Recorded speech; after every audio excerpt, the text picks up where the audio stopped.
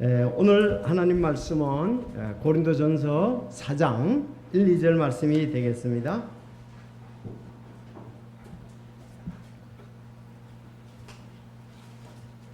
고린도전서 4장 1, 2절 말씀. 자, 시작. 사람이 우리를 그리스도의 사역자요 하나님의 신비를 맡은 청지기로 그렇게 여길지어다. 더욱이 청지들에게 요구되는 것은 신실한 사람으로 드러나는 것이니라. 아멘. 기도하겠습니다. 하나님 아버지 감사합니다. 참 예수 그리스도의 보혈의 피로 구원받은 저희들 한자리에 모여서 이렇게 주님께서 우리에게 베풀으신 큰 은혜를 감사할 수 있도록 또 모든 환경 열어주신 것을 주께 영광을 돌립니다. 주여, 참 코로나19로 인해서 저희들 함께 모이지 못했었는데 다시금 이렇게 회복되게 하시니 감사합니다. 또 앞으로 어떤 어려움이 있을지 알 수 없지만 주님을 신뢰합니다. 우리가 참 사는 동안 또 주님께서 우리에게 기회를 주어졌을 때 마음껏 찬양하고 예배로 주님을 높이는 그런 우리의 귀한 마음 될 수 있도록 인도해 주시고, 너희는 먼저 그의 나라와 의를 구하는 귀한 삶 살게 하여 주시옵소서. 오늘 이제 찬양과 또 드리는 은혜와 이 시간 이제 말씀이 증거되는데, 참 초대교회 성도들이 교회 안에 교리 안에 머무른다고 말씀했는데 진리의 말씀 하나님의 뜻 안에 머무는 저희들이 되도록 이 말씀의 귀한 뜻을 가르쳐 주시고 또 순종하며 아름답게 받아들이게 하여 주옵소서. 또 성령의 역사로 30배, 60배, 100배 열매들을 맺는 삶 되게 하여 주옵소서. 참 주님이 함께 하셔서 귀한 삶을 살았다는 간증이 우리에게 있게 하여 주옵소서. 더운 날씨지만 주님 의지합니다. 참 건강하게 해주시고 우리의 필요를 공급하여 주시옵소서. 또 영적으로도 연약하여지지 않게 하여 주시고 또 강건한 믿음으로 오히려 참 모든 것을 넉넉히 이기고 승리하는 저희들이 되게 하여 주옵소서. 아버지, 참 충성의 날 저희들의 신실한 모습이 참 드러날 수 있도록 주여 인도해 주시고, 하나님께도 인정을 받고 사람들에게도 인정받는 우리 믿음의 사람들 다 되게 하옵소서. 이 말씀의 복을 허락해 주시길 바라오며 예수님의 이름으로 기도드리옵나이다. 아멘.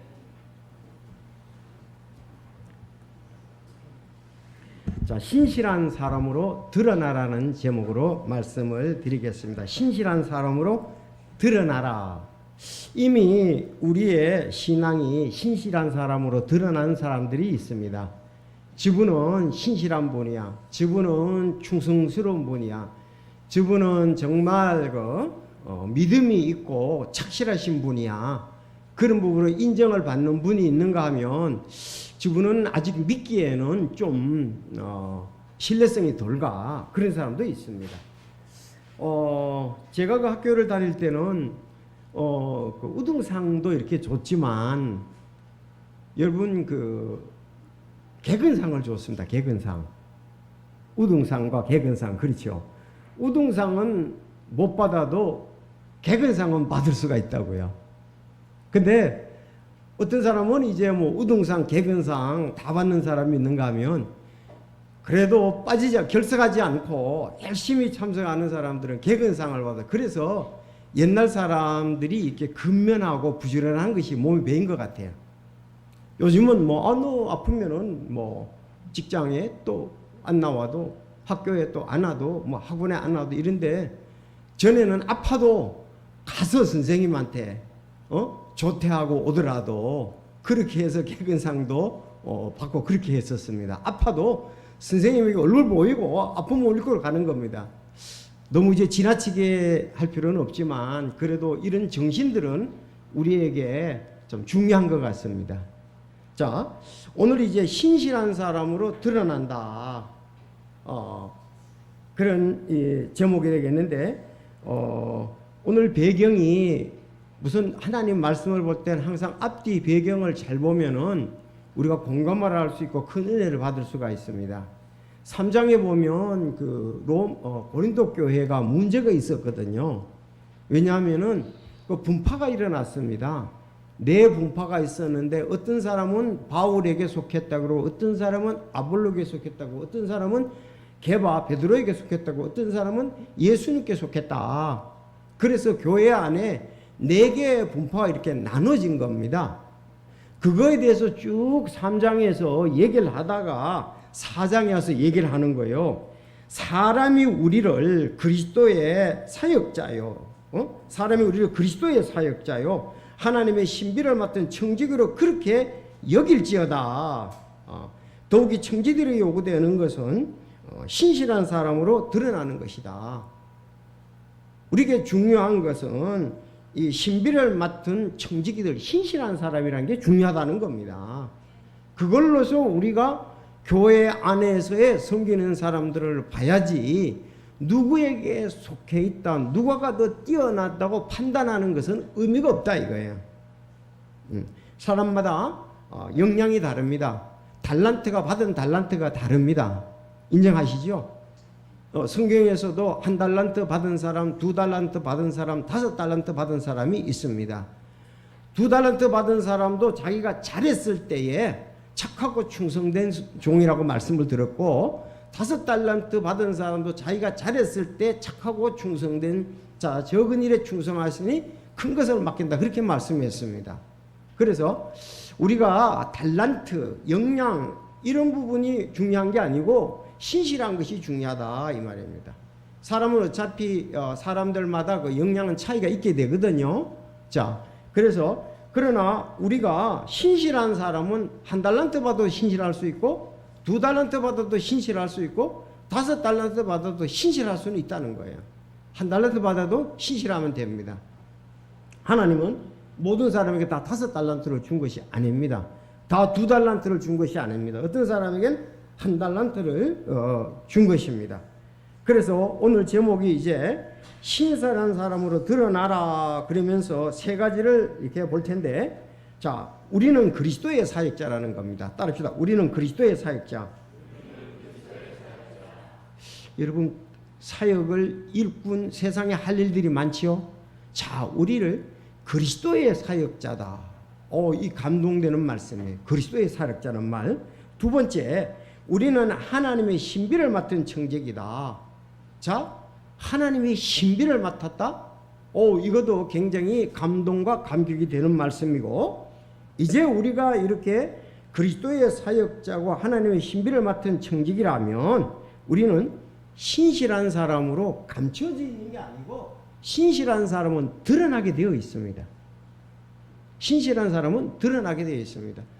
아마 주일날 10시 넘어서 다른 교회 가시는 분들도 우리 승리교회에 우리 김봉기 집사님은 알고 계실 거예요. 저분은 눈이 오나 비가 오나 여름이나 겨울이나 늘 이렇게 안내를 하시는구나. 안내로 자원봉사를 이렇게 하셔서 섬기시는 분이다. 그건 인정을 할 겁니다. 그런데 뭐 몇 주 하다가 말고 몇 달 하다가 만다면은 사람들이 몰라요. 그걸 몇 년간 하니까 드러나는 거죠. 저분은 승리성서 침례교회에 아주 신실한 안내자다. 여러분 그렇지 않습니까? 어떤 뭐 행사 때 하는 거 아니고 이거는 뭐 매주마다 1년 52주 변함없이 그러면 드러나게 되어 있습니다. 여러분들이 한 번도 예배에 결석을 안 하는 것도 드러나게 되어 있고, 지각을 안 하는 것도 드러나게 되어 있습니다. 지각을 하도 드러나고 결석을 해도 드러나게 되어 있죠. 근데 신실한 것이 드러나야 된다. 그렇게 하면 직장에서도 저 사람은 신실한 사람, 가정에서도 저 사람은 신실한 사람, 학교에서도 저 사람은 신실한 사람, 교회에서도 저 사람은 신실한 사람으로 우리 그리스도인들이 드러나야 된다. 보여져야 된다. 이건 하루 이틀에 되는 것이 아닙니다. 몇 주 만에 되는 것이 아닙니다. 몇 년 만에 되는 게 아니라 그야말로 몇십 년간을 그 일을 계속해 왔다는 거죠. 중요한 거죠. 몇십 년간 변함없이 주님을 사랑하고 교회를 사랑하고 혼들을 사랑하는 분이다. 그래서 정년퇴임을 한다. 교회에서도 이제 원로 목사가 된다. 그 자리는 어떤 것보다도 귀한 거예요. 얼마 전에 신풍 성서침례 김은식 목사님이 이제 만 70세가 되셔서 이제 정년 퇴임을 하시게 됐습니다. 원로 목사로 하시게 됐는데 제가 그때 뭐 눈이 이렇게 좀 안 좋아서 가지 못했는데 꼭 그 자리에 가고 싶다. 왜냐하면 그 청년 때 같이 섬겼었거든요. 청년 때부터 같이 섬기면서 고향 교회를 이렇게 세우는데 크게 한일우 목사님하고 이렇게 함께 하셨고, 또 부산에 가셔서 직장을 다니면서 집사로서 신실하게 하시다가 또 목회 소명을 받아서 거기에 약 20년간 이렇게 신풍성에서 집내교에서 목회를 하시게 됐습니다. 그리고 이제 정년 퇴임을 하니까 우리가 신실함을 인정해 줄 수가 있잖아요.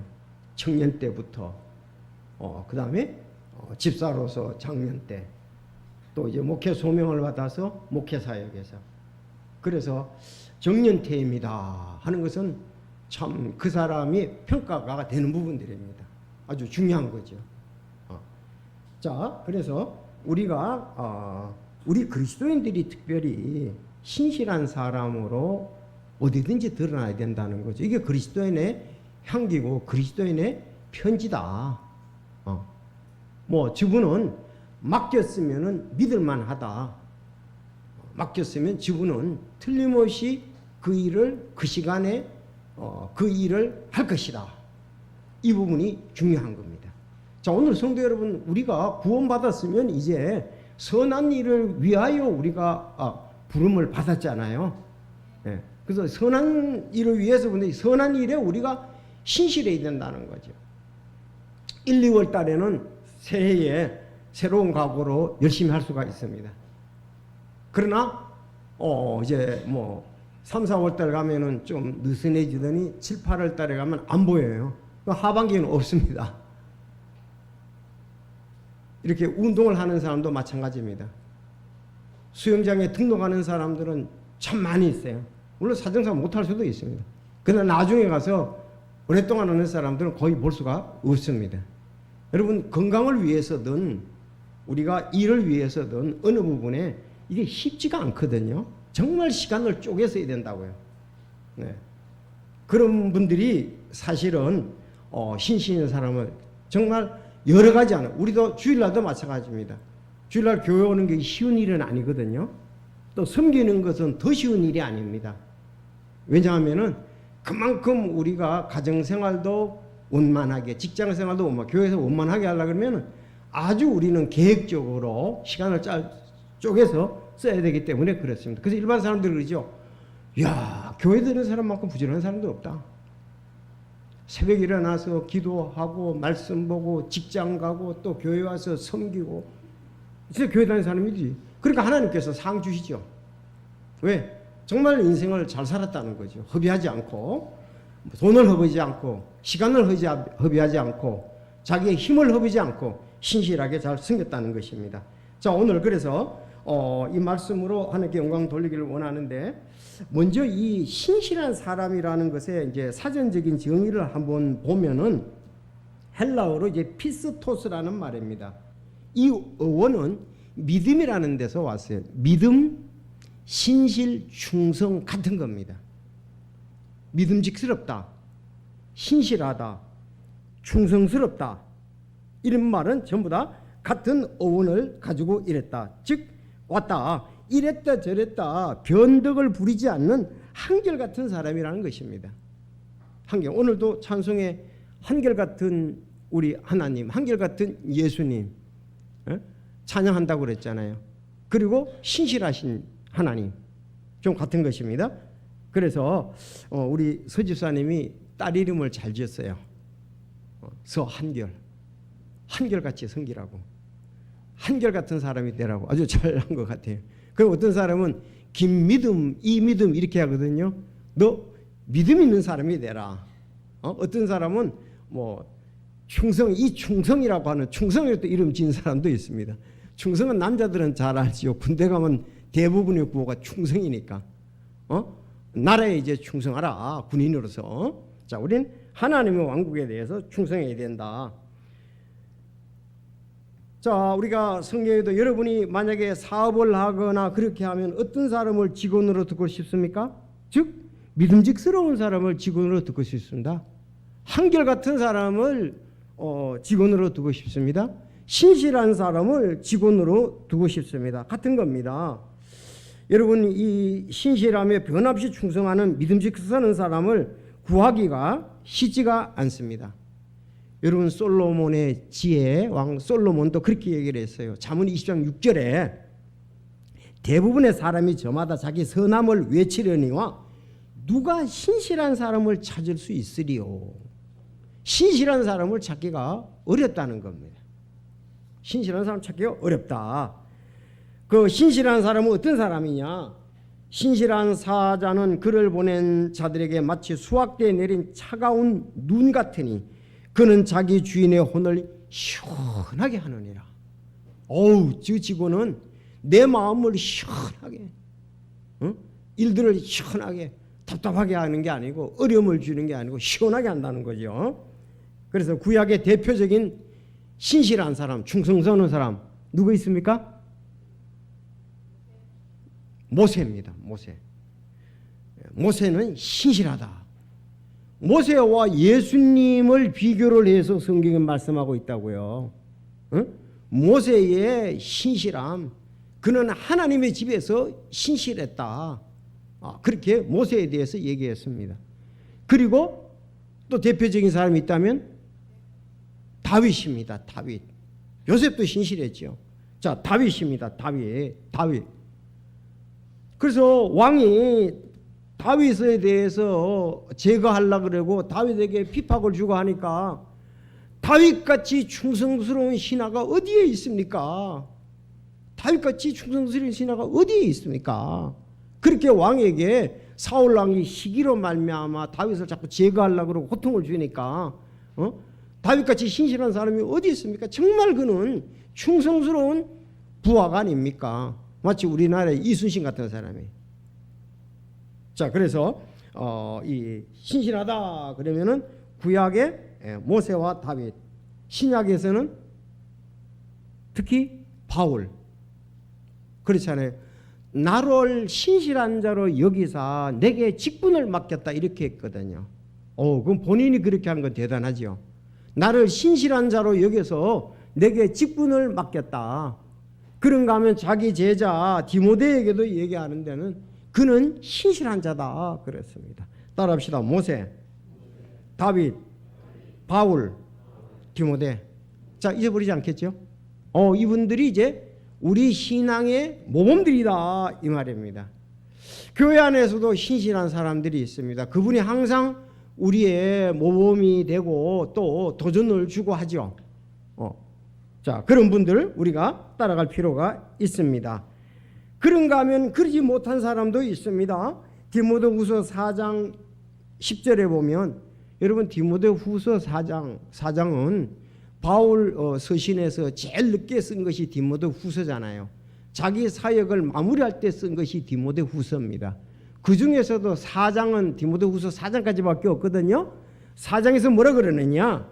대만은 현재 이 세상을 사랑하여 나를 버리고 데살로니가로 떠났고 그랬습니다. 안타까웠죠. 아마 이 대만은 잘 알려진 인물이었습니다. 아마 처음에 열심히 섬겼던 걸로 보여집니다.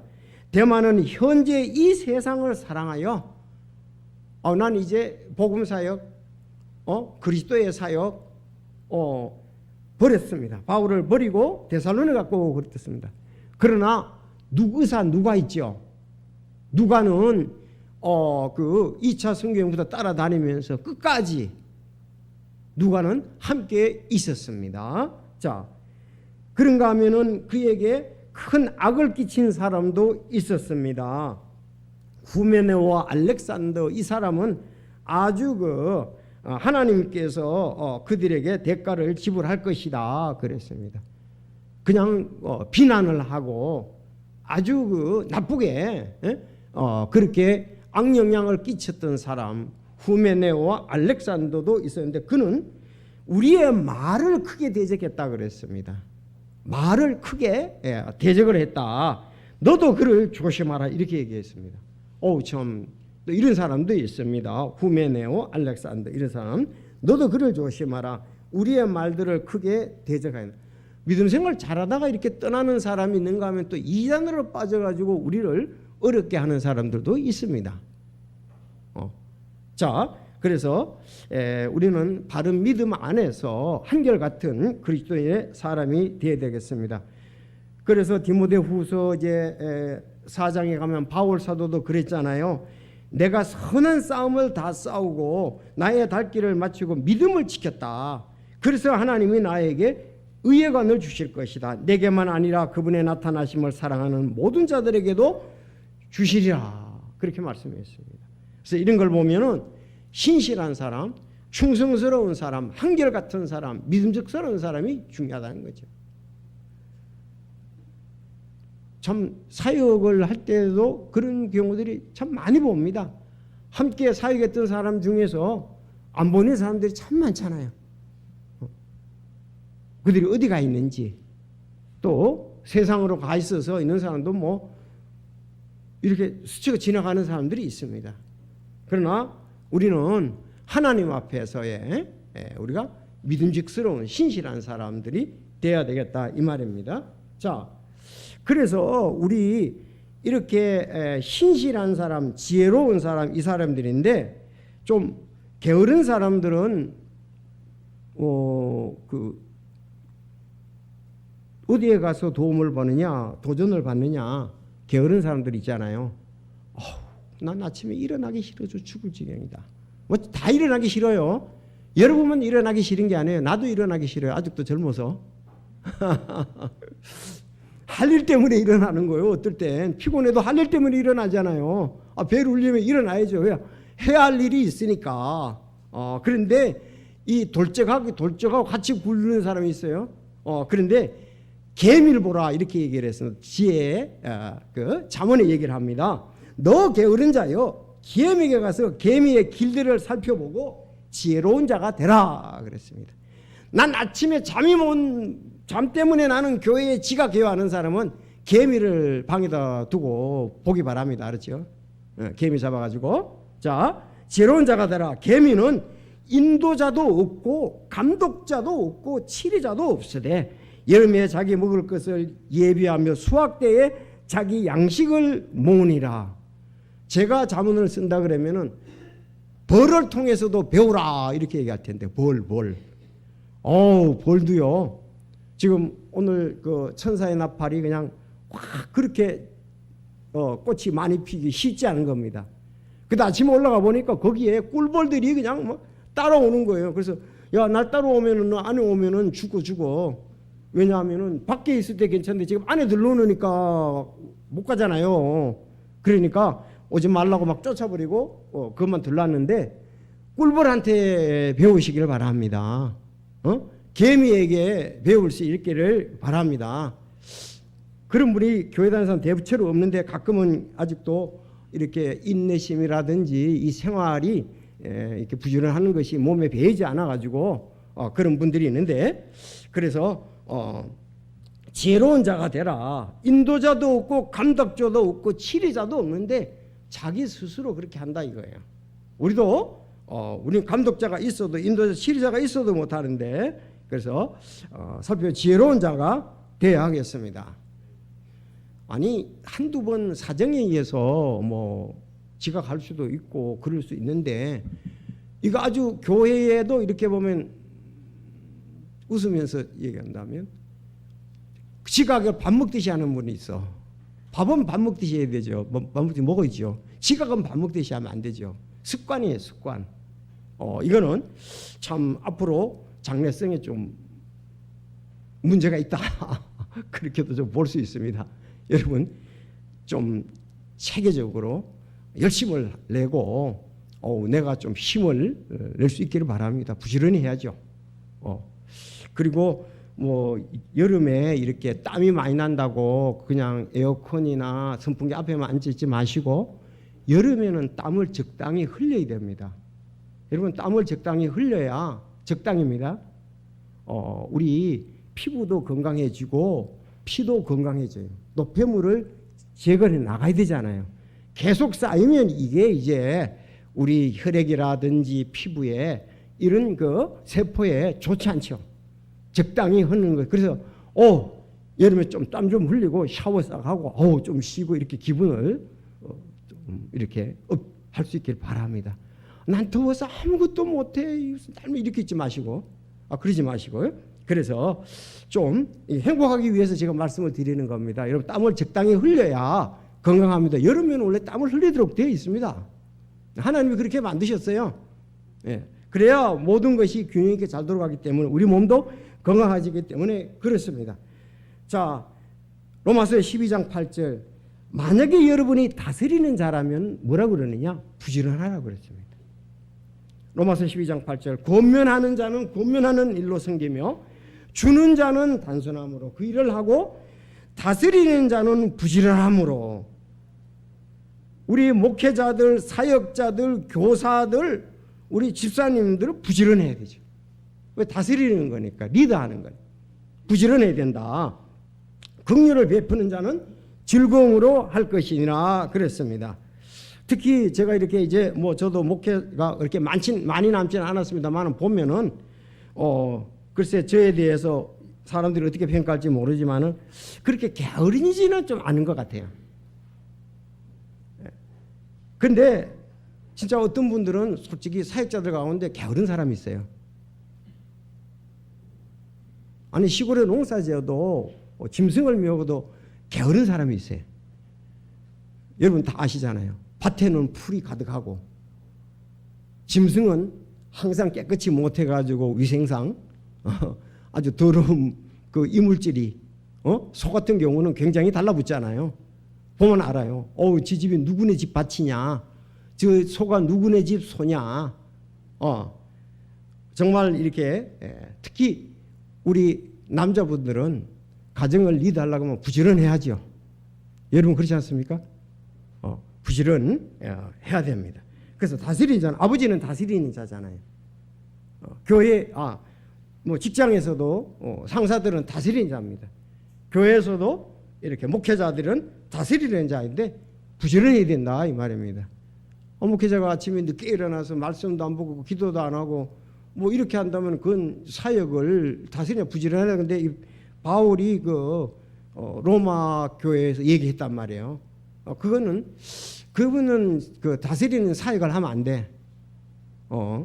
그냥 이래저래 살아야지 리더자로서는 안 된다. 맞습니까? 그래서 다스리는 자는 부지런해야 된다. 우리 어머니들도 부지런해야 자녀들을 잘 다스릴 수가 있겠죠. 아버지들도 부지런해야 된다. 긍휼을 베푸는 자는 즐거움으로 그렇게 하라고 말씀을 하고 있습니다. 자, 간단히 우리가 보면은 우리는 그리스도의 사역자다.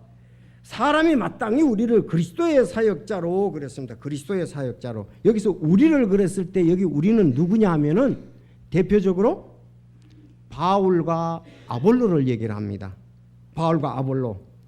왜냐하면은 여기 게바 쪽에서 건 사람은 적었고 그리스도 쪽에서 건 사람은 적었고 핵심이 바울하고 아볼로였거든요. 왜냐하면 고린도 교회를 세운 사람이 누구예요? 사도행전에 보면은 그 2차 선교 여행 때 고린도 교회를 세웠거든요. 바울이 가서 복음을 전해서 고린도 교회를 설립을 했습니다. 그리고 이제 거기서 다른 데로 사역을 가고 난 다음에 아볼로가 와서 양육의 사역을 했습니다. 자, 그랬더니 어떤 사람은 나는 바울에게 신세를 너무 많이 줬어. 나는 아볼로에게 줬어. 이렇게 해서 이 편이 갈리게 되었습니다. 자, 그래서 뭐라 그러냐? 사람이 많이 우리를 그리스도의 사역자로 여기라 이거야. 바울이나 아볼로를 그리스도의 사역자, 우린 그리스도의 사역자다 그랬습니다. 여러분 그리스도의 사역자 아주 생소한 직업입니다. 이건 하나님의 사역이며 구원의 사역이라고 볼 수가 있습니다. 옛날에 이들은 대부분의 사람들이 제자들은 사람을 갈릴리 바다에서 어부들이었죠. 12제자들은.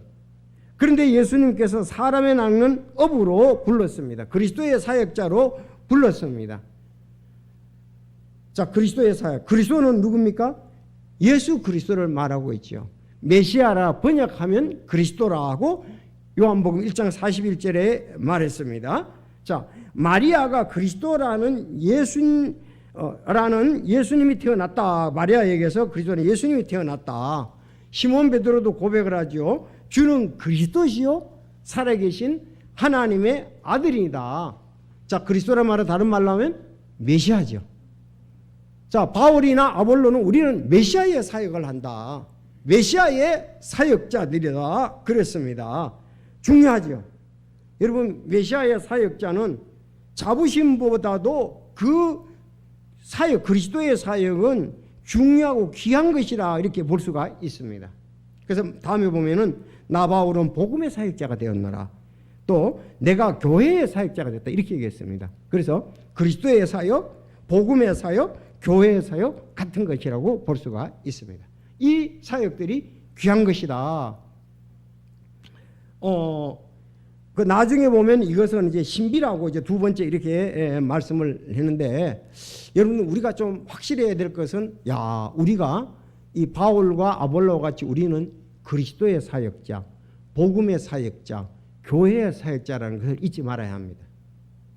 자기 직업에 대해서 잘 알고 그거에 대해서 바르게 알며 그 일에 대해서 몰두할 때 그 굉장한 기쁨도 또 우리가 하나님께 영광을 크게 돌릴 수가 있잖아요. 내가 뭐 하는 사람인지도 모르면 곤란하잖아요. 바울과 아볼로, 우리는 그리스도의 사역자다. 근데 세상에 그리스도의 사역자가 없잖아요. 근데 이 사람들은 그리스도의 초창기에 그리스도의 사역자란 말이에요. 주변에 그리스도의 사역자가 없었습니다. 고린도에. 그렇지 않습니까? 바울이 가서 교회를 세우고 해서 그리스도의 사역자이고, 아볼로가 거기 와서 양육의 사역에서 그리스도의 사역자, 그 그리스도의 사역자는 이 세상에 없어요. 희귀하죠. 여러분 그렇지 않습니까? 여러분 희귀한 것은 어렵습니다. 그래서 평범한 길을 가면 되는데, 이건 특별한 게 그리스도의 사역자는 특별한 그 직업을, 그런 사역을 하고 있다 이 말입니다. 그러니까 어렵죠. 왜? 남을 이해시키고 설득시키고 해야지 그걸 알릴 수가 있잖아요. 다른 것은 그렇게 할 필요가 없어요. 일반 사역 일들은 그렇지 않습니까? 왜? 남들이 다 하는 거니까. 그걸 하는 업종이 많기 때문에. 근데 그리스도의 사역에 이 업종은 많지가 않습니다. 그야말로 아볼로와 바울은 우리는 그리스도의 사역자다. 그렇게 그 고린도 교회에다가 얘기를 하고 있습니다. 여러분, 우리 교회는 특별하다. 네, 따라합시다. 그리스도의 사역자. 자, 교회는 그리스도의 사역을 하는 겁니다. 아시죠? 교회는 그리스도의 사역을 하는 것입니다. 자, 두 번째, 교회는 그리스도의 사역인데, 이 그리스도의 사역에서 하나님의 신비를 맡았다 그랬습니다. 신비라는 말이 뜻이 보통 이론이나 상식으로는 이해할 수 없을 만큼 매우 신기하고 묘함, 이것이 신비다. 그렇잖아요. 신비는 모든 사람이 다 아는 게 아닙니다. 일반 사람들은 모릅니다. 구원받기 전에는 그리스도의 신비를 알 수가 없습니다. 구원받아야 이게 그리스도의 신비구나, 하나님의 자녀가 되는 신비구나. 정말 이거는 육신으로나 사람의 뜻으로, 혈통으로나 육신으로 사람의 뜻으로 되지 않는 것이 이게 그리스도의 사역이고 그리스도의 신비고, 우리가 하나님의 신비를 받은 사람이라 볼 수가 있습니다. 그 영적인 것은 아무나 이렇게 공감을 하고 그것을 아는 것이 아니다. 그리스도의 신비는. 여러분 맞습니까? 예, 하나님의 신비는 그랬습니다. 자, 에베소서 3장 10절, 이 신비는 복음으로 말미암아 이방인들이 그리스도 안에서 동료 상속자가 되고 같은 몸에 속하게 되며 그분의 사역에 참여한 자가 된다는 것이라 그랬습니다. 예수 그리스도를 개인의 구주로 영접한 사람은 신비로운 것을 받은 것입니다. 아니, 내가 꿈에 신비로운 걸 생각하고 하늘에서 신비로운 게 아니라 말씀을 통해서, 복음을 통해서 내가 하나님의 신비를 받은 사람이다. 그렇게 보면 되겠습니다. 자, 복음으로 말미암아 우리는 신비롭게 하나님의 상속자가 되고 예수님의 몸에 속하게 되고 약속에 참여하는 자가 되었습니다. 그래서 에베소서 1장에 가면은 우리를 예정하사 예수 그리스도를 통해 자신의 아이로 입양했다. 여러분, 예수님을 통해서 우리가 하나님의 아들로 입양이 되었습니다. 가끔은 그런 생각하죠. 너무 가정에 어려우면 내가 좀 부잣집으로 좀 입양이 됐다면은 좀 이렇게 부도 누리고 이게 생활에 어려움도 안 겪을 텐데 정말 그래요. 어떤 사람은 가난했는데 부잣집에 입양돼 가지고 누리죠. 아니 한국에서 고아들이 미국의 부잣집으로 입양돼서 살만나잖아요. 그렇지 않습니까? 너무 어렵게 지금 태어났는데 진짜 사람은 어디서 태어나느냐, 어떤 사람에게 태어나느냐가 참 중요한 것 같아요. 만약에 이제 아프리카의 저개발 국가에서 태어났다 그러면 우리가 흙탕물을 먹어야 되는 거죠. 근데 우린 지금 한국에서 태어난 건 아주 복의 복이죠. 그 나라에, 그 가정에 태어났다는 것은. 여러분 그렇지 않습니까? 자, 그런데 우리는 하나님의 아이로 입양이 되었습니다. 아니, 창조자 하나님의 아이로 입양이 됐다니까요. 자, 그런가 하면 하나님의 상속 유업을, 입양을 받아가 자녀가 되면 부모의 상속 유업을 받잖아요. 우리는 하나님의 상속 유업을 받는다고 에베소서 1장 11절에 말씀을 하고 있습니다. 그래서 우리가 그리스도의 신비로 말미암아 하나님의 자녀로 입양되고 하나님의 그 기업을 상속받게 되었습니다. 진짜 이건 살판 나는 거죠. 우리가 천년왕국에서 주님과 함께 천년 동안 왕노릇 하잖아요. 다스리게 되지 않습니까? 그렇죠. 그 다음에 새하늘과 새 땅에서 영원히 살게 된다는 것이 하나님의 약속입니다. 우리는 예수님을 통해서 하나님의 자녀로 입양되었다. 여러분 누구네 집에 입양되는 거 진짜 중요하다고요. 그 아들이 어느 집으로 입양이 될 것이냐. 그거 가면은 바로 부모의 앞으로 상속을 모든 것을 받고 부모와 함께 놀라운 삶을 나누면서 살게 되는 거죠. 그러면 우리가 그릇에 신비 넣어서 어떻게 자녀가 되느냐? 여러분 잘 아는 대로 2번 태어나서 그렇게 되었습니다. 육신으로 우리가 한번 태어났지 않습니까? 그리고 하나님의 성령에 의한 말씀으로 태어났을 때에 우리가 2번째 태어난 거라고요. 육으로 난 것은 육이요 성령으로 난 것은 영이니라 그렇게 말씀했어요. 교회 다니는 것이 중요한 것에 우리가 전부 다 육신으로 한 번씩 태어난 사람이 교회에 와서 2번 태어나야 됩니다. 따라서 2번 태어나야 한다. 2번 태어나야 하나님의 자녀가 되는 거예요. 하나님의 자녀로 입양이 되는 겁니다. 그래서 자기가 2번 태어나는 그걸 가지지 못했다면 여러분 반드시 내가 내게 이르노니 너희가 반드시 다시 태어나야 하리라. 내가 다시 태어나야 하리라. 뭘과? 물과 성령으로, 말씀과 성령으로 우리는 다시 태어나야 합니다. 여러분 이렇게 오늘 오셨는데 하나님의 말씀과 성령으로 여러분 태어나셨습니까? 그게 안 태어났으면 곤란해요. 그걸 위해서 우리가 있습니다. 꼭 여러분 말씀과 성령에 의해서 태어날 수 있기를 바랍니다. 반드시 다시 태어나야 된다 그랬습니다. 니고데모가 그랬잖아요. 내가 늙었는데 어떻게 엄마 뱃속에 다시 들어갔다 나오니까? 아니다. 물과 성령에 의해서 태어나야 된다 이 말입니다. 교회 다니는 사람들이 물과 성령에 태어나지 아니하면, 다시 태어나지 아니하면 하나님의 왕국에 갈 수가 없습니다. 이 반드시 중요합니다. 그래서 이렇게 우리가 다시 태어나는 그 일, 다시 태어났으면 우리가 세 번째 우리는 하나님의 신비를 맡은 청지기들입니다. 그 일을 하는 거예요. 자, 하나님의 신비, 복음의 신비 같습니다. 이제는 우리가 신실한 사람이 되어야 된다는 겁니다. 베드로전서 4장 10절에 보면 각 사람이 선물을 받은 대로 하나님의 여러 가지 은혜를 맡은 선한 청지기로서 서로 그 선물을 써서 섬기라. 자기가 구원받았으면은 하나님께서 그에게 이 선물들을 주셨습니다. 이제 개역 성경에서는 은사라고 그러죠. 선물을 주셨는데 그걸로 써서 섬기라 그랬습니다.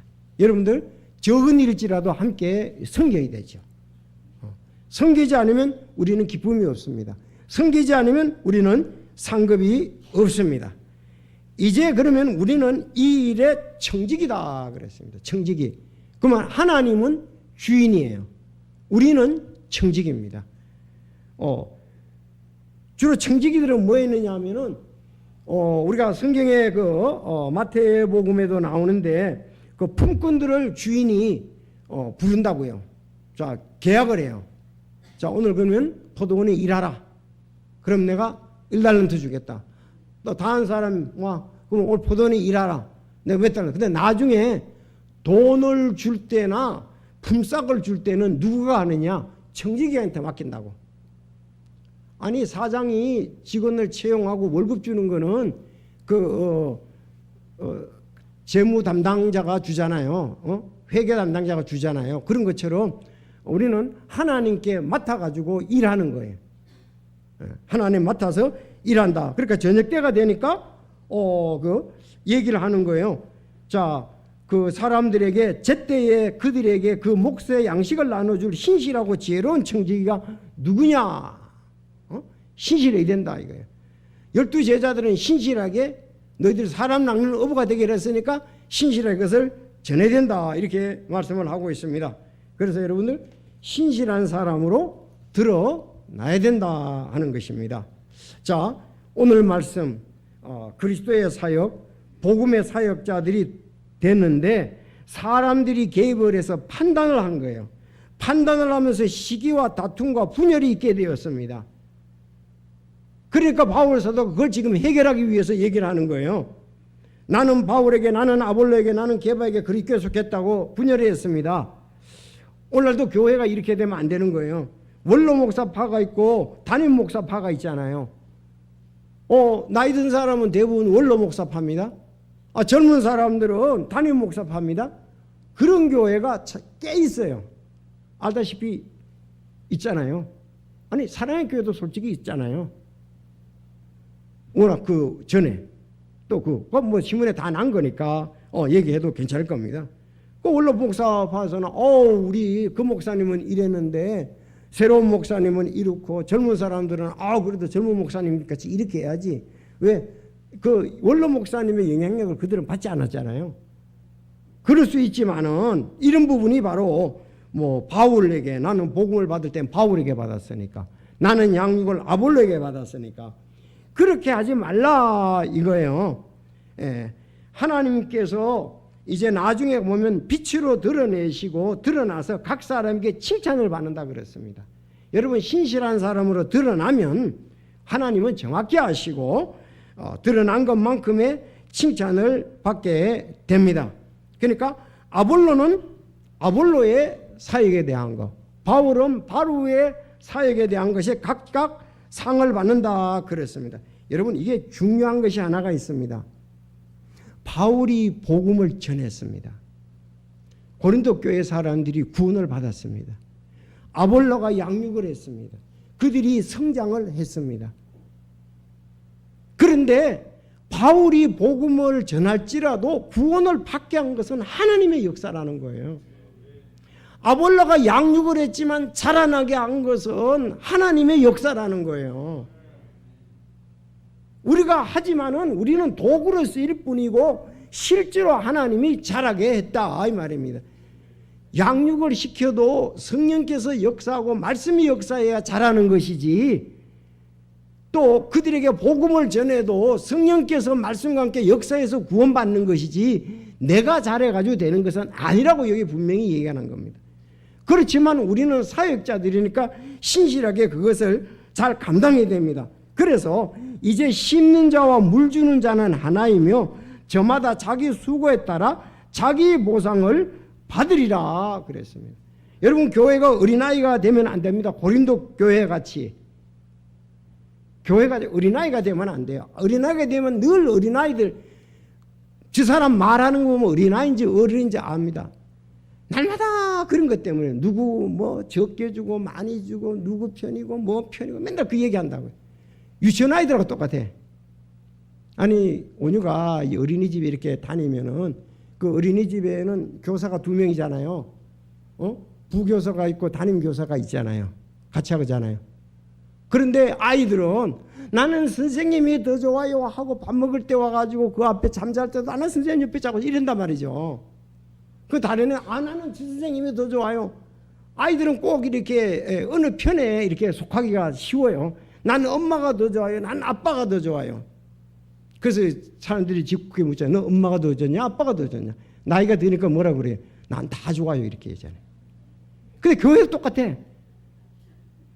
그 교회도 이제 어린아이가 드니까 뭐 먹는 거 가지고 날마다 뭐 이렇고 또 누가 이렇고 세상 좀 성숙을 해야 됩니다. 여기에 신실한 사람으로 그렇게 하지 말고 그래서 유치원 어린이들하고 유아원 똑같이 교회가 똑같이 그렇게 고린도 교회가 어린아이 같아서는 안 된다. 그래서 그렇게 말하고 있습니다. 교회 성도들이 육적일 때 사역자들은 입장이 난처하게 됩니다. 지금 이 바울과 여기 아볼로가 굉장히 입장이 난처해서 지금 얘기를 한 거예요. 우리는 절대 그게 없다. 전부 하나님의 사역자고 한 대로 상을 받고 그는 복음을 전했고 이 사람은 양육을 한 것뿐이다. 하나님의 입장에서 봐라. 사람 입장에서 판단하지 말라 그랬습니다. 다시 말씀 구원은 하나님의 일이고 하나님께서 하지 않으시면 우리는 한 영혼도 구원시킬 수가 없습니다. 한 영혼도 성장시킬 수가 없습니다. 우리는 청지기로서 그 일에 신실할 뿐입니다. 여러분 청지기에 대해서 가장 잘하는 것이 마태복음 25장이에요. 아까 얘기한 대로 5달란트, 2달란트, 1달란트 받은 사람이 있습니다. 5달란트 받은 사람이 남겨가지고 왔고 2달란트 받은 사람이 남겨가지고 왔어요. 그때 칭찬이 있습니다. 똑같은 칭찬이었어요. 너는 더 줄게 그러지 않았습니다. 그 주인이 그에게 이르되 잘하였도다 선하고 신실한 종아 내가 적은 것에 신실하였으니 내가 많은 것으로 그것으로 다스릴 치리자로 삼으리니 너는 내 주인의 기쁨에 참여하리라 그래 말씀했습니다. 여러분 오늘 우리가 이제 마지막으로 보면서 참 신실한 자 여러분 아까 얘기한 대로 모세를 잊지 마십시오. 모세는 참으로 나중에 말하게 될 그 일을 증언하기 위해 그분의 온 집에서 종으로서 신실하였느냐. 히브리서 3장 5절 사무엘상 22장 14절 다윗과 그때의 아말렉이 왕에게 대답하되 왕의 모든 신하 가운데 다윗같이 신실한 자가 누구이니까. 또 디모데전서 1장 2절 나를 능하게 하신 그리스도 예수 우리 주께 내가 감사하면 나를 충성되이 여겨 내게 직분을 맡기심이라. 고린도전서 4장 17절 이런 까닭에 내가 나의 사랑하는 아들이요 주 안에서 신실한 디모데를 너희에게 보내었나니 그렇게 말씀하고 있습니다. 또 사역에 대해서 잘 아는 대로 디모데후서 2장 신실한 사람에게 사역을 맡기라. 그러면 그가 또 다른 사람을 가르칠 수 있으리라고 말씀했습니다. 오늘 우리가 이제 상반기 사역 끝나고 하반기 사역인데 나는 끝까지 주님의 사람으로서 신실하겠다는 귀한 결심이 필요합니다. 좀 더 열심을 내십시오. 부지런하십시오. 성령의 인도하심을 따를 수 있기를 바랍니다. 기도하겠습니다.